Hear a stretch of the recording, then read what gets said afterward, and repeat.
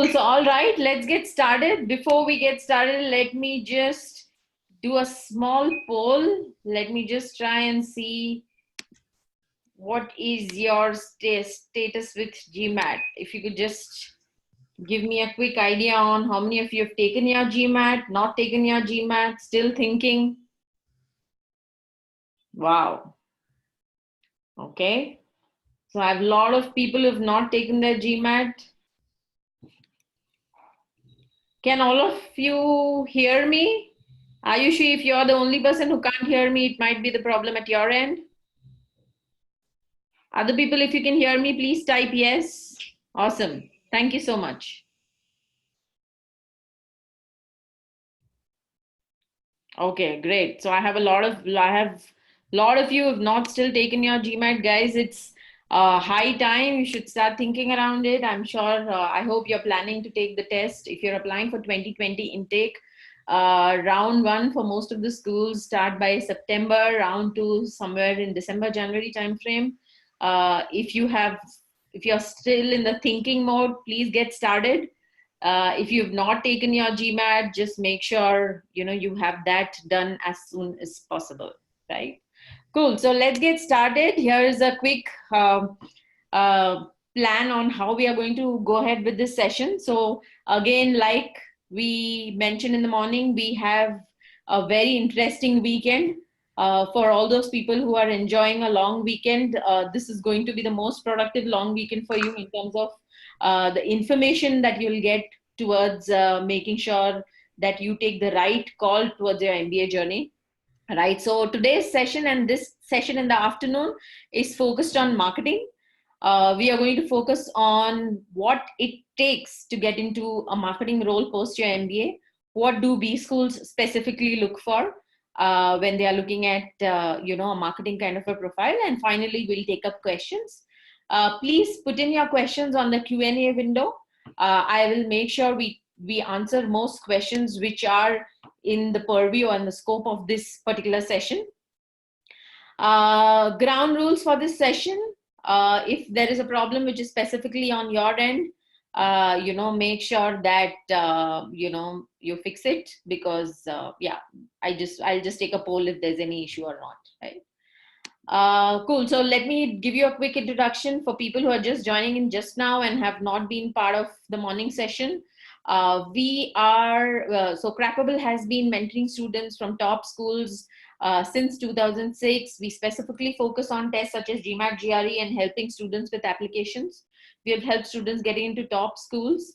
Here is a quick view on our mentors.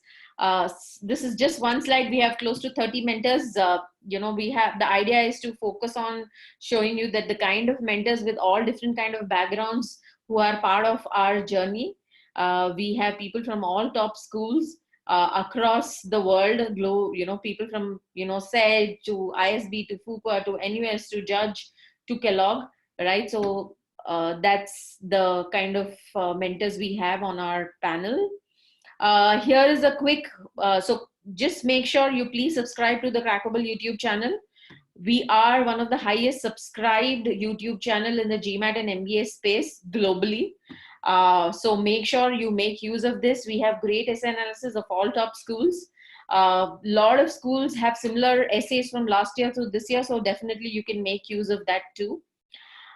Make sure you keep track of all our webinars. Like I said, this weekend is a power pack weekend. We have webinars on all possible post-MBA careers. So make sure you attend all these webinars to get your questions answered live.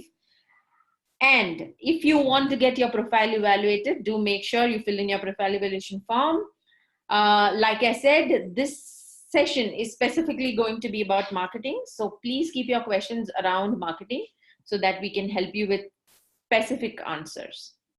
Cool. So let's get started. A quick introduction about myself. I'm Shrikala. I'm the co-founder of CrackAble, head of product and sales here. I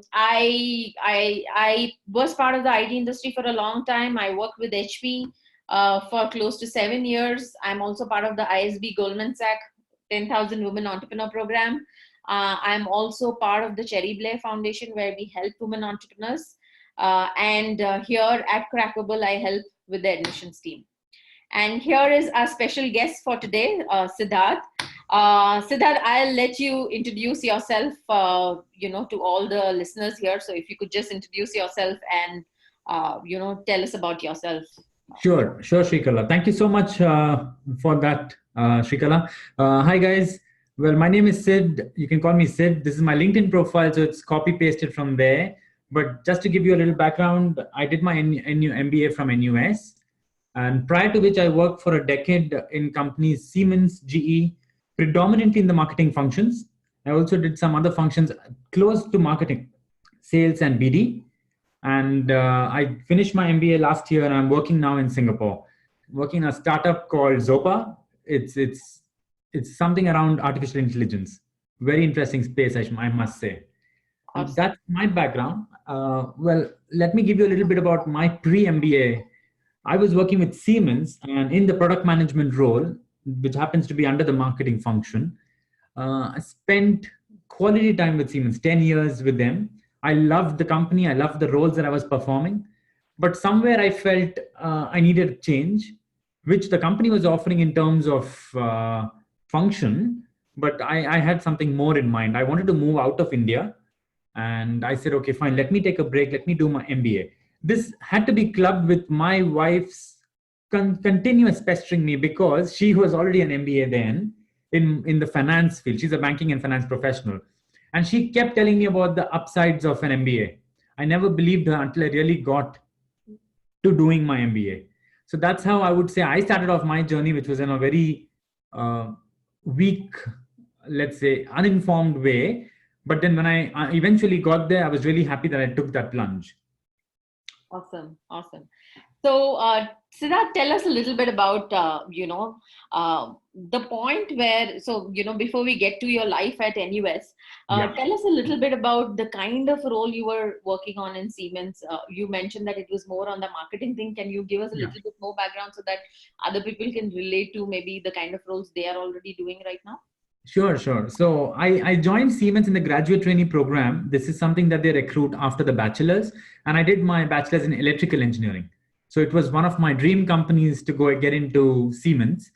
And when I initially joined, I was in the project management side, which was executions, project management, looking at the technical aspects of things. And I was working in the medium voltage side of things. But I soon realized that my interests were meeting clients face to face and not so much at the back end. And that's why I requested for a change to the marketing function. I was also looking very closely at the sales, but marketing was where it initially happened because there was an opportunity and I was able to move into the marketing role. Within marketing, I was in the product management and business development functions. It's quite interesting because product management was something that I was unaware of. I did not learn anything about it in undergraduation, but it was more on the job where you had to sell multiple products that Siemens manages to all your clients. Now, these were clients spread across all spectrums, government, utility, private customers, enterprises, small and medium scale. It was a really fun job. No day was like the same. Everything was different. But somehow, as I mentioned, there was something that I wanted to change. And that's why the MBA happened. Awesome. So, Siddharth, when you actually started thinking about doing your MBA, you already had 10 years experience. That's right. Somewhere close. It was 9.8, if I had to be very accurate.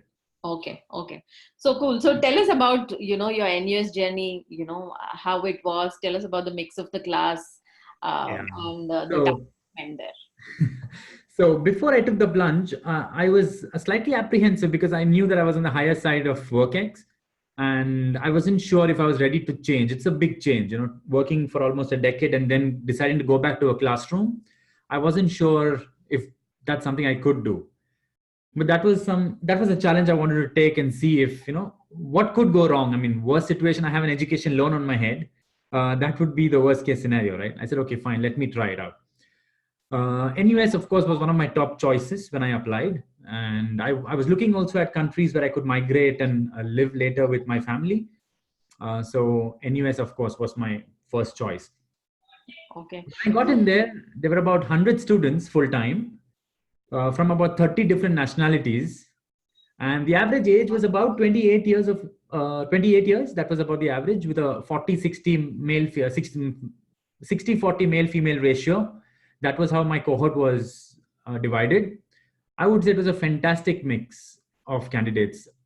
Just because of the richness in nationalities, you get so many different perspectives that are shared, and each day is it's amazing. I think it was the best decision that I took in the last 2 years.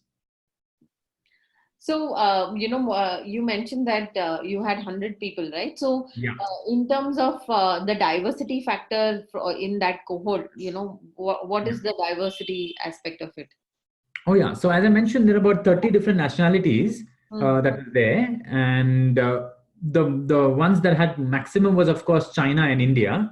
That was how it was in my cohort. But of course, there was a fair representation from Southeast Asia, the other countries: Vietnam, Thailand, Philippines, Malaysia, Indonesia. We also had a lot of people from the western part of the world.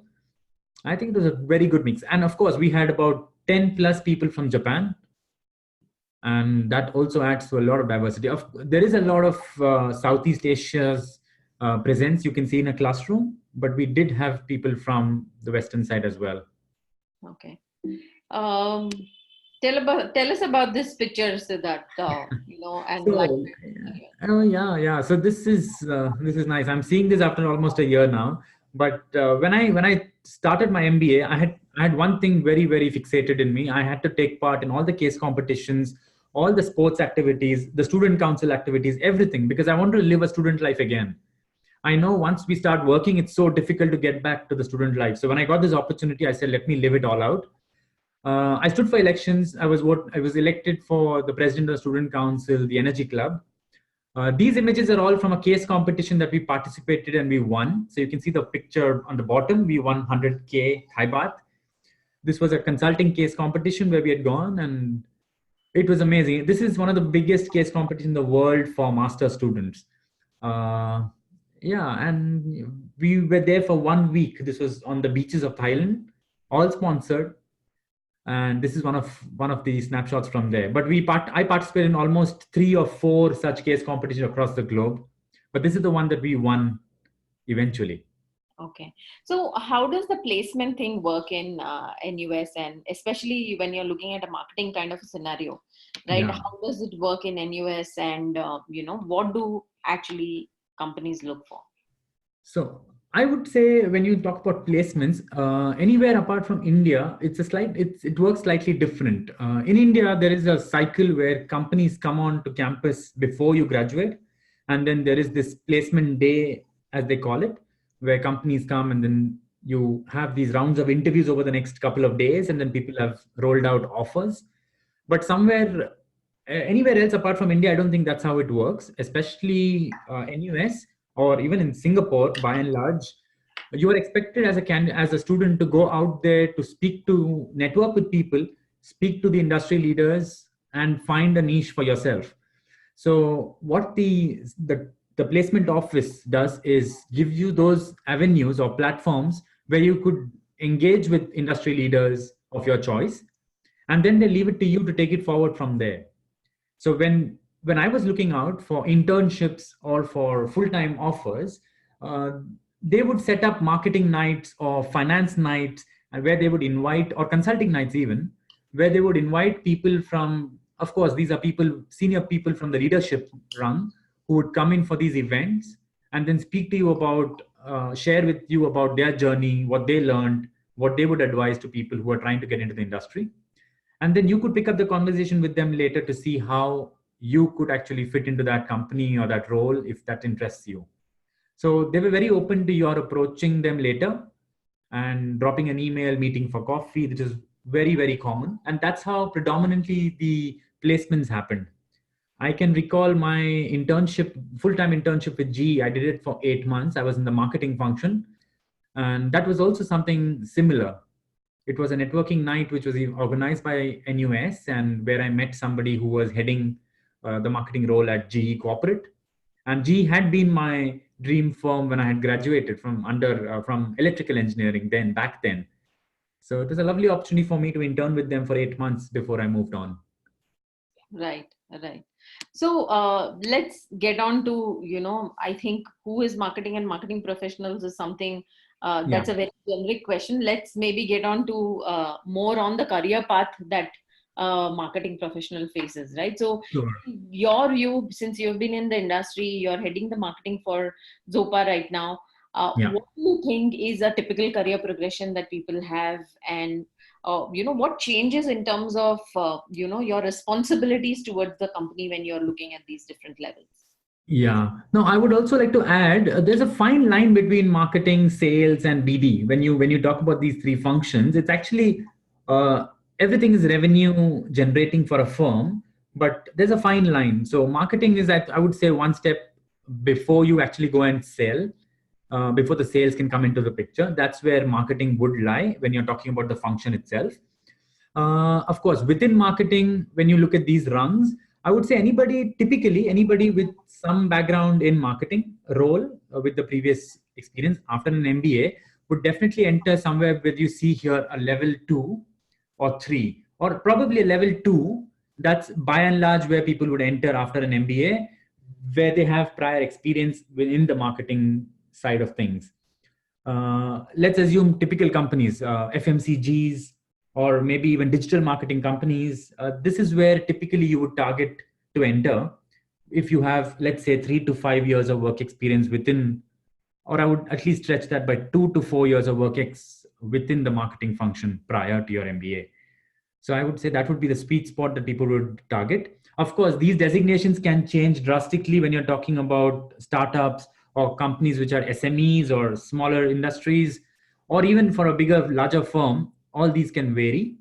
So titles, not so sure, but when you enter, the kind of job role you could probably look for initially would definitely be somewhere close to an individual contributor to having a small team, and you can only build up from there. That's my take on the career path. But of course, when you look at companies, especially which are focused in the consumer goods or similar industries, there is a lot of focus on the marketing function, because that is very critical to such firms, and that's where you will see CEOs or top leadership being picked up from. So the career path is quite lucrative, I would say, for a marketing professional. Right. So, Siddharth, I would also want you to touch base upon a few different kinds of marketing that are there, marketing options or career options, I would say, Yeah. are there when you're looking at marketing as, a specialization, right? So, Yeah. what we've done is we've kind of put it into different parts. So, if you could just throw your perspective, talk about your perspective on, these specific different kinds of roles that people can get into, or marketing Yeah. that they could get into. I would say when you talk about 10 years back, when you're looking at an MBA 10 years ago, it would probably just been marketing, would have been one of the specializations. But now within marketing, you've got so many bifurcations with digital coming in and so many others. Even the electives that you pick up can vary. Now, when you have market research, of course, that's one. You can talk about so many others. Let me have a look at the other ones as well. Uh, One moment. So I see brand management, of course, is a big chunk. Digital marketing for somebody who really loves to go into digital space. Then, of course, the PR, and many more. I don't think we have addressed all of these. Marketing, which is very dear to me. We have not covered all the spectrums here, but we've got multiple functions within the marketing side of things. And it's up to the person to decide what really entices, what really builds that spark within one in that marketing space, and pick up those electives which actually make sense. For example, if I have to talk about me myself, when I did my MBA, I selected product marketing as one of the electives. And the reason I did that was very simple. When I was in Siemens, as I mentioned a while ago, I did product management for a bit, but I did not have any formal background as to how a life cycle of a product looks, or how it should have been. There was no formal background there. So when I took this elective, it built a real nice, what to say, a foundation for me to actually understand, oh, okay, fine. That's how we could relate to what I did then back in Siemens. In hindsight, it made sense. So for somebody who's interested in, let's say, product, it would be really nice if you could just go on to take those electives. If somebody is more interested towards a digital space, then can take up electives from the digital side of things. Of course, growth perspectives in every different marketing field remains more or less the same. You could grow within any different field. It's also very important to see which companies are your target companies. If you're looking for something like, let's assume for discussion's sake, PNG, and you're looking for a function which is product marketing, then that is the cherry pick of it all, because in PNG, product marketing is one of the most important functions. And that's where you could actually see a very high growth, and you can go up the ladder there very, very soon if you're very good at it. So you should also pick your companies wisely when you look at the functions of marketing that you're looking at. And that would be my 2 cents there.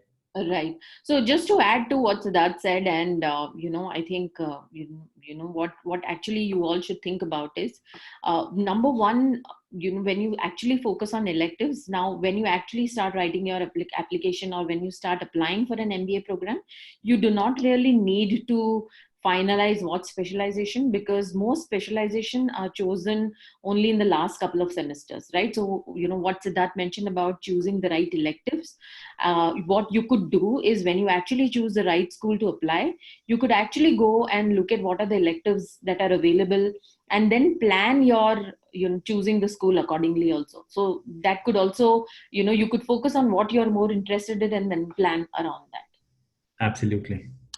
Right. So yeah, so with that, let's go to the next option. Mm-hmm. One second. Yeah. So one question that people normally have, right? What do AdComs really look for, especially when people are talking about marketing in their post MBA career goals, right? Yeah. They are looking at saying that, okay, I want to do marketing post for as per my next step. What do you think goes into the mind of the AdCom? What would they be looking at? So I remember you had put down the 3 points. Let me just start focusing on that, and maybe you can give in your perspective on that. Sure. So yes, any AdCom of any B school would definitely look at a resume. The application, the first thing they look for is how genuine the application is, because it really helps to be very genuine in what you're writing with your post MBA goals, the short term goals and the long term goals, and that's regardless of what kind of role you're targeting post your MBA. So I think that is one very important point to remember, to be very genuine, be very specific also, and realistic apprehension. I have realistic aspirations there.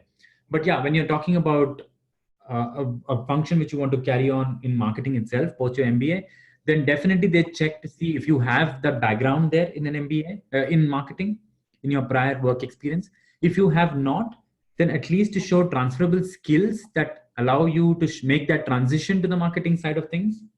It's also very important that they know that you've got some kind of a geographical know-how, because you have to know your customers. You have to know the market you're trying to address.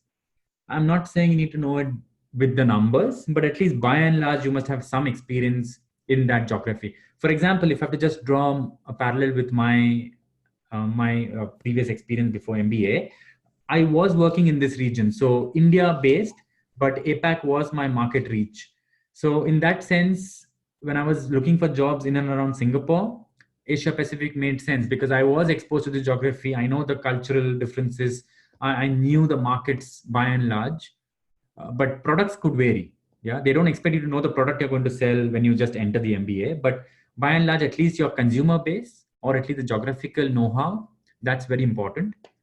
And then, regardless of whatever you learn in the MBA, you need to have those soft skills which allow you to actually make that transition.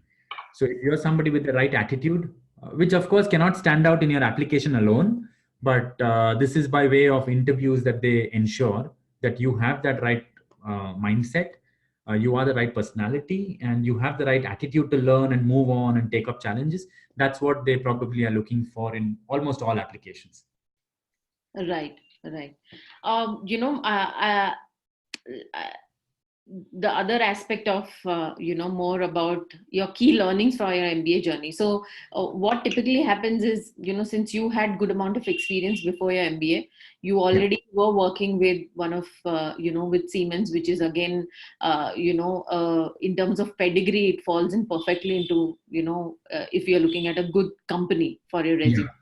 uh, which means you have great corporate experience, you understand processes, you work with bigger clients, right? Yeah. So how did an MBA help you to get to where you are today? How do you feel that has changed your entire perspective towards what you already knew, maybe? And how is that helping you today in your current job role? Yeah. So one of the key learning that I had from my MBA was, of course, the importance of networking. This is something that is unheard of in India when I was there in India, because there is not much focus on networking, because there are placements that happen, placement seasons that happen, which attract companies to your campuses, and you're not required to actually go out there. And that's where this was so different, because networking was key to you landing a job after you finish your MBA. And if you did not network, then in a small place like Singapore, the word spreads around. And if you do not network, you just do not market yourself enough for people to know. That is something that I really learned. Networking was one of the biggest takeaways for me from my MBA. Apart from that, one more thing that really I think has made me flexible is the adaptability that I have now. This is something that I lacked, I would say, when I did my undergrad and moved on to Siemens. I was very, very happy with my job, 10 years. Did not want to move, did not want to change my locations, was very comfortable with the money I got and the roles I got and the appraisals that happened. There was a slightly complacency that was setting in. I could feel that at a very early stage. And with this MBA, with this little bit of uncertainty, I would say, because as I mentioned, the last 2 years have been the best for me. I also had a baby boy. With the baby boy coming in, with my wife quitting her job to move to Singapore, with me having to look for a job, there were so many floating parts in my life that I got so used to this unsettling feelings. And change is very important. So now I'm able to adapt. That I would say that I can adapt to most situations now in a better fashion than I would before my MBA. Mhm. And I think that's very important, because once you have that flexibility to change and openness or willingness to change, accept change, that's that's I think the starting point to your learning. Absolutely, absolutely. So what we'll do is we'll get to start taking questions now. So I think there's someone who said, if we could focus a little bit more on each and every aspect of marketing. Hmm. So we can just take that one by one. So we focused on four types, which is one is market research, product Yeah, marketing, advertising and PR, and finally digital marketing and product marketing. Right. So maybe we could just go through, you could just talk about your perspective and then I will put in my perspective too, so that, you know, sure. if there are any Sure. more questions, we can take that from there. Sure. So let me start off with product marketing. That's something that really is close to my heart. So let me start off with product marketing. To go into product marketing, what you really need to know is the life cycle of a product. So there are 4 stages of the product. You need to know that, and you need to be really passionate about working in teams with people, because when you have the life cycle of a product, which means that you will have to actually deal with multiple departments or teams to develop that product in the initial stages. You have to also decide the pricing, which means you have to talk to a lot of commercial guys in your organization. You might have to go to the sales to make it sellable. And that's where a lot of interpersonal skills also come into play, because the timelines could be amiss if you don't have that interpersonal skills. So I would say somebody who loves talking to different teams, aligning between teams, doing something that's out of their comfort zone most of the time, product management would make a lot of sense. And of course, they should be passionate about the products they're selling. So I think those were the key requirements for somebody who's interested in a product management sort of a role. And then of course you could, once you've done that, you could transition from there to a different fields. That's perfectly fine. But to begin with, that is something that I would say. Brand management, again, I would say it's very, very close to product management, except you're selling a brand, and within that you could be having multiple products. But essentially, again, it's the brand that you're trying to sell. and that too requires you to be very, very focused on what you're trying to, what is your markets. So you need to know your numbers very well, in the sense that you need to know your addressable market. So a little bit of a numbers game as well, I would say. Right. And to add to what, Sid mentioned on brand management, right? So let me just give you a quick example. Maybe, you'd be able to connect to it a lot more. Like, for example, so when PNG focuses on, say, creating a new brand, they say, okay, we want to, launch a new soap. And they say, they have Dove. Right now, if you look at all the branding that is done around Dove, is all about women. They focus on all ads which they show only women. Doesn't mean that men cannot use it, right? But their entire focus is their brand placement. They want to attract women to actually use that product, right? So that's the whole thought process that they might have had, because there are tons and tons of soaps in the market, but they wanted to create a USP or a separate brand for this particular product, and create a separate target segment for that, right? So that could come under something called brand marketing. Correct, Sid? Yeah, sure, sure, absolutely. Right. So the next aspect of it is maybe digital marketing. I think all of you might be conversant with what exactly digital marketing is. Sid, your thoughts on that? Yeah, so it's an interesting field for somebody who loves SEO, who loves to be on the PC and does these campaigns, see the analytics run behind those to see the product being a success or the ad campaign being a success. If that's something that sparks your interest, then I think that's the right place for you as well. There's a lot of growth possibilities, a lot of opportunities as well. As more and more companies are taking to the social media space, I think that's a great space to be. Right. And then comes market research and PR. Maybe I would, there's one part with this market research, which is more on collecting data and try to make sense of data, right? Yeah. And then comes advertising and PR, again, self-explanatory. I think this matters more to specific products. It could be completely based on what target segment that you're trying to address. Right. So cool. Yeah. So let's just pick questions now. I'm just going through the question and answer window. There's someone who's asked that how difficult do you think is it to transition from a marketing to IT development role? Can we really switch career from one specific industry to another, like marketing and BD in an FMCG industry to IT after an MBA? What are your thoughts, Sid, on that? Okay, so when we say a post MBA transition, it could be multiple ways that you're transitioning. One could be a functional change, one could be an industry change, and the third could be a geographical change. Now, it's difficult to try to change everything at once, meaning geography, changing the industry, changing the function. But it's not impossible, but it's difficult. It's easier to change just the function and the industry. It's easier to change just the industry. I mean, any one out of these three. But of course, it can be done. You need to show that you had some skills which can be transferred from your previous experience to the new role that you're looking at, and draw that storyline there for them to see why you can do that job. But it's not impossible. I would say it's difficult. Of course, it's difficult to change anything, but it's not impossible. Making a transition from market to IT development. Now, does IT develop? I'm not too sure, but I just want to clarify.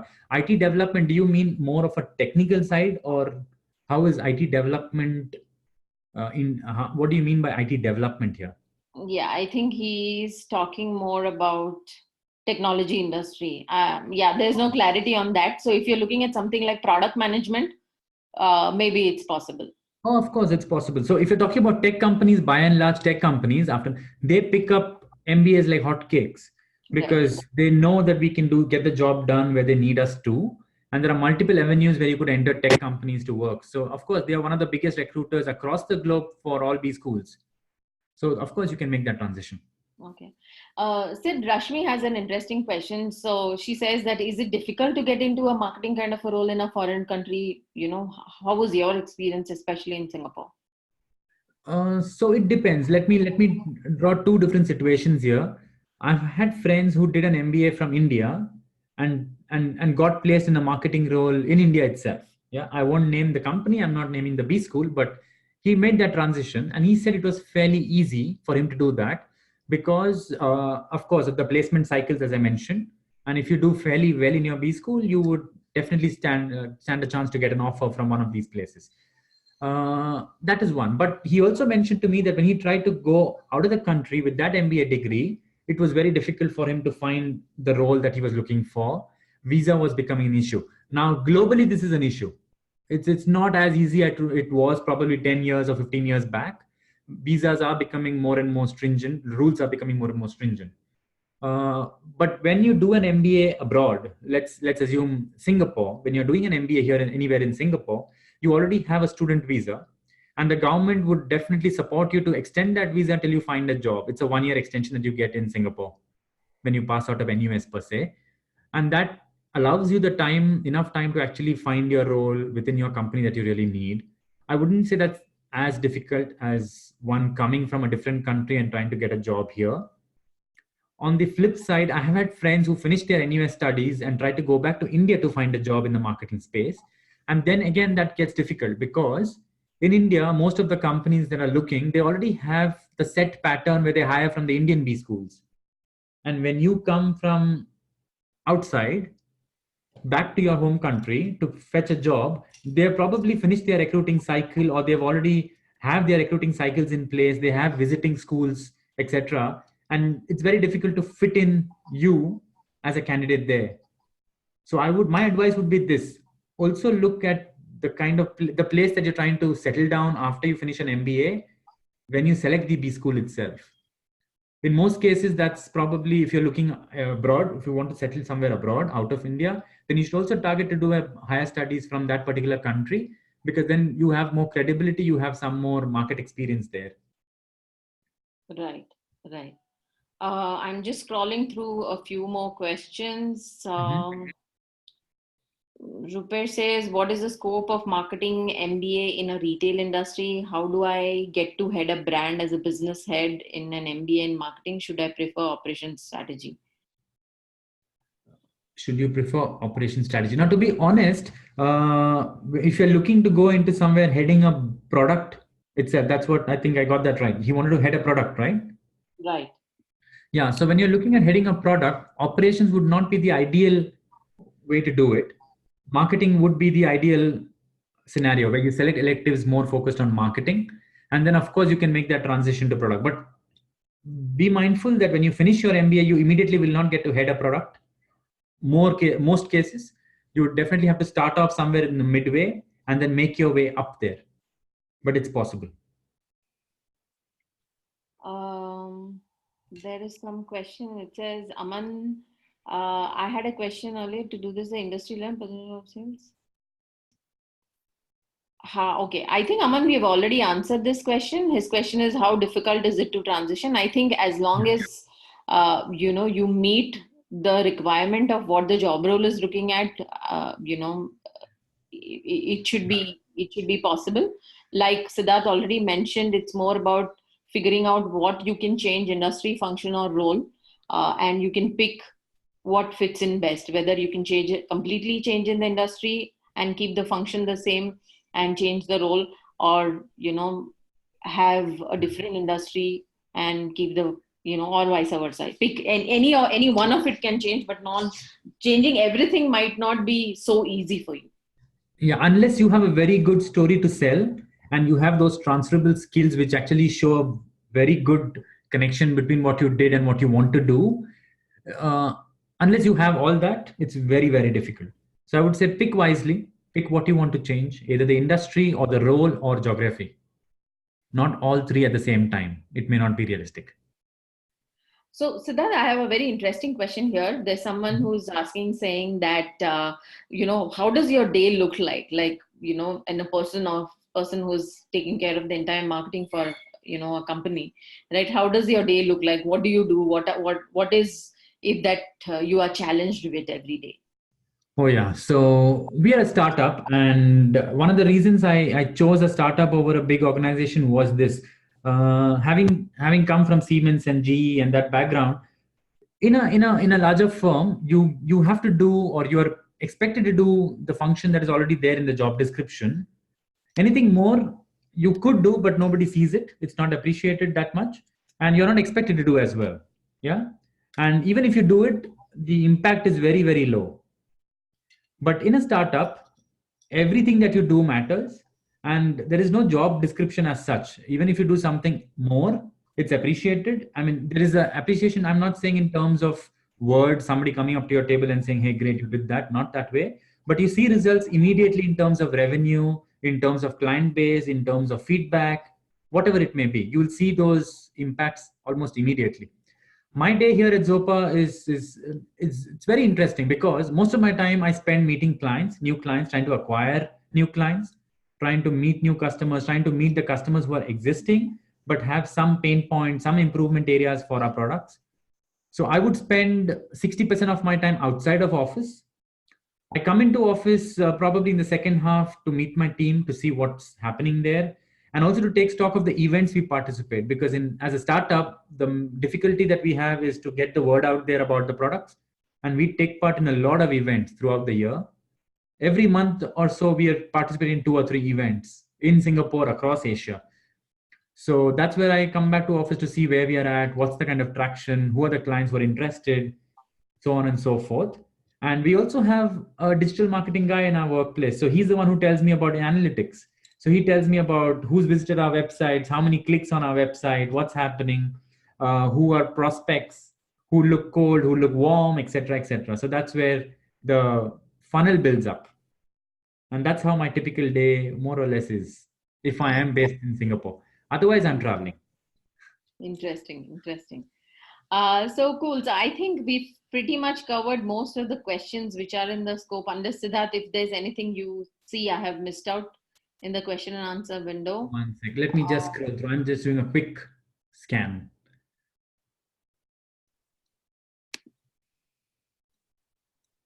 Okay. Average GMAT score at NUS, it's published on the website. What was my GMAT score? You don't want to know, Rashmi. No, I think we have. Jafar, you can just put in your question if there's anything specific with respect to this webinar. Otherwise, guys, I'm just copy pasting the link. Give me a second. So there's somebody who's asked about a major fashion brand. One second, Rupesh. Yeah. Yeah, go ahead. Yeah, Rupesh, just to answer your question, you asked what is the scope of an MBA from NUS if my goal is to work for a major fashion brand? So, well, I have a classmate who got into Louis Vuitton from my batch, and there are a lot of cosmetic brands, there are a lot of fashion brands, labels who hire. But as I mentioned, it's not how you think in India it is. So they don't come to campus to hire, but you reach out to them, you express interest, they find a good fit in you, and then you get the role. That's how it is. It's easier said than done, but typically that's how the cycle works. So if you're looking at a fashion brand and you feel it's based out of this side of the world or headquartered here or has a regional headquarters in Singapore, and you feel like this is a nice place to be, then I think that's how you should approach it. Yeah, but it's possible. All right. So I think we have finished the questions. I don't think. Yeah, we've finished the questions. Thank you all. Stay tuned for the next webinar on finance at 7:30 in the evening today. We have the series of webinars today and tomorrow on post-MBA career goals. We finished 2, one on consulting and now on marketing. We have one at 7:30 in the evening today on finance. Tomorrow we focus on product management. There are some questions on product management. Let's address that in the webinar on product management. And then we have one on operations tomorrow at 12:30. So make sure you attend all these webinars so that you have a very good understanding of what exactly is required. I hope this webinar was helpful for you to understand what exactly is required from to get into a marketing job role post your MBA. Thank you so much, guys. Thank you so much, Siddharth. It was great having you on board, for this webinar, and really, really appreciate you giving this time for us to help our students understand more about this. Thank you so much, Shrikala, for having me. All the best, guys. All the best. Thank you. Thank you, Siddharth. Thank you. Bye-bye. Yeah.